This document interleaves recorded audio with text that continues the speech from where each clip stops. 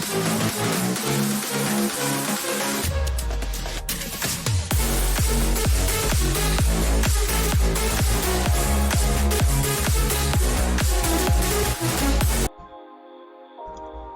is up, guys? Welcome back to a brand new video, and in this video we're going to be discovering data types in Python. In the last video we covered variables, and a variable essentially stores a value with the name, and later on we can use those values without having to repeat 5. So in this case we're going to find out the different data types in Python. Last time we said we create a variable x and assigned it the value 5, because the equal sign is the assignment operator.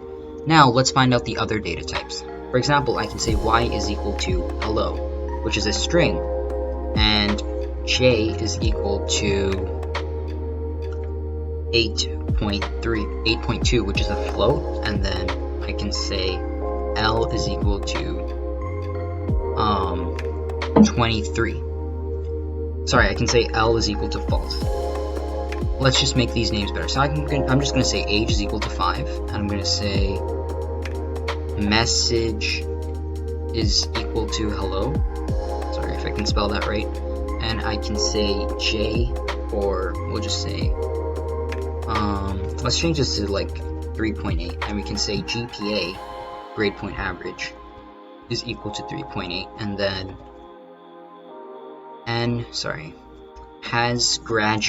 has underscore graduated is equal to false, with a capital F.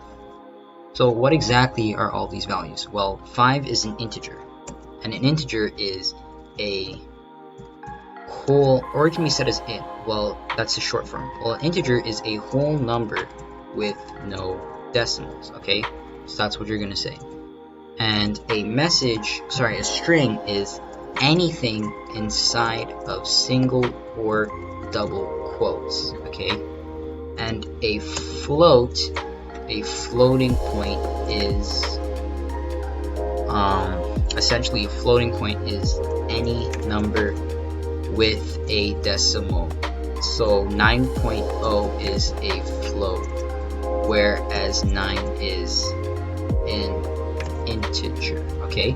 So you have to be careful, because you can say that this is a whole number in math.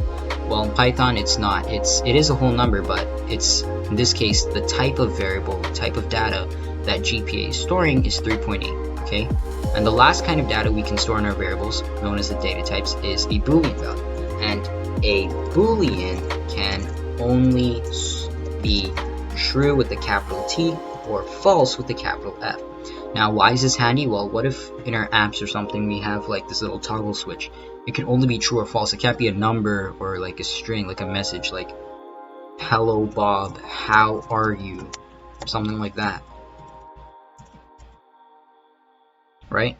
And so we can actually print out all these values. I can say print age.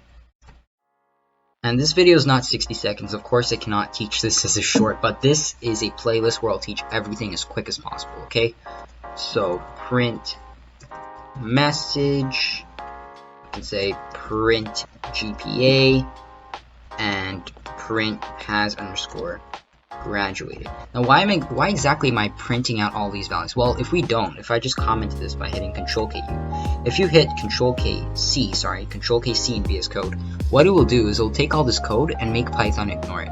So you see all this stuff over here. I'm just explaining code.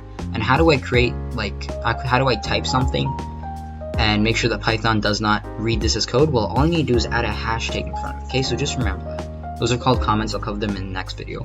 Okay, so if I didn't print all of this, I wouldn't get an error. So if I said terminal, new terminal, and I typed in Python variables.py, you would see that there's no output, but at least there's not an error.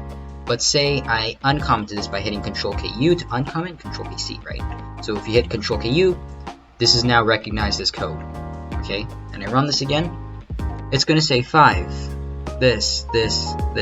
Well, you might be thinking, it should have said age over here, it should have said message over here. Well, when we're printing out age, we're not actually going to print out age. No, we're going to look at what age is equal to, in this case 5, and we're going to say 5 over here. We're actually going to print out the value of age.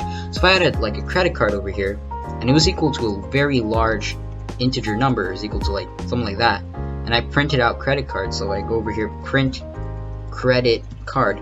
Instead of copying this over here, pasting this over here, You see, we have that huge number. Instead of me typing out all this again, I can just say credit card, and Python will be able to look at the value of this variable and easily just know that this stores this and use this again and again and again later in our program when we have more than just 12 lines of code, say 1,000, 10,000 lines of code. Because in modern applications, for example, like things like Minecraft, they're like thousands of lines of code, if you know what I mean, right? So if I run this again, sorry, if I hit save and I run this, yeah, we get the same result without having to type out the same number. We just type in the name.